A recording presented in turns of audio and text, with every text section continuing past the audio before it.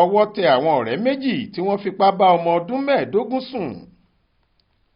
Àwọn aláṣẹ iléeṣẹ́ ọlọ́pàá agbègbè Mpúká nílùú Aba nípínlẹ̀ Abia ti mú àwọn géńdé méjì kan tí wọ́n jẹ́ ọ̀rẹ́ kòríkòsùn tí wọ́n fipá bá ọmọdébìnrin ọmọ ọdún mẹ́ẹ̀ẹ́dógún kan sùn.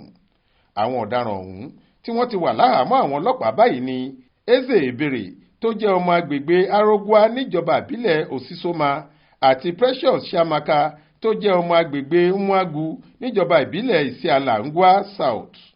Aláròyé gbọ́ pé ọjọ́ Ẹtì Friday ọjọ́ 11 oṣù kẹjọ ọdún yìí lọ́wọ́ àwọn ọdẹ àdúgbò náà tẹ̀ wọ́n lẹ́yìn tí wọ́n fipá bá omidan ọ̀hún tó ń gbé lágbègbè Arongwa níjọba ìbílẹ̀ Osisioma sùn tí wọ́n sì ṣe ṣàkàṣàkà. Lójú ẹsẹ̀ ni wọ́n ti fọwọ́ òfin mú wọn, bẹ́ẹ̀ ni wọ́n sì ti fà wọ́n lé àwọn ọlọ́pàá agbègbè náà lọ́wọ́ kí wọ́n lè bá wọn ṣẹjọ́.